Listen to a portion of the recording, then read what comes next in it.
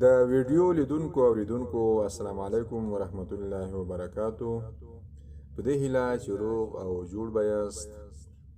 تاسو ته مې نن ویډیو کې داسې یو نسخه تیاره کړې ده چې هغه نسخه ډېره پیدامنه او جالبه ده. دې نسخې باندې د هیواد نه بهر هم کار پرې شوی ده او په هیواد کې دننه هم کار پرې شوی ده او ډېرو کسانو ګټه ترې اخیستې ده. دغه نسخه د سر د ویښتانو تویدلو مخنیوي لپاره او د ویښتانو د مثبتوالي لپاره او د ویښتانو د راشنه کولو لپاره ده. دغه نسخه له دریو شیانو نه جوړه شوې ده. هغه درې شیان اوږه ده، د لونګو دانې دي او د شړشمو سوچه تیل دي.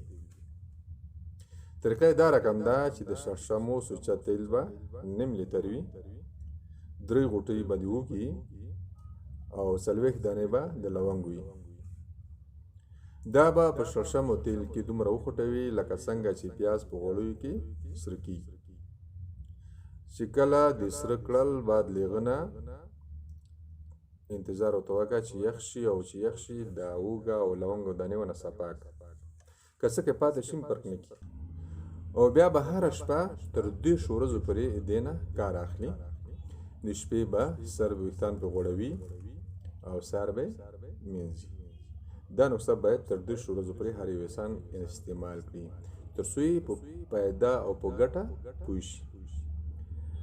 نو ملګرو دا ویډیو شیر کړئ، تر نورو ورسوئ تر څو انسانان ګټه ترې واخلي.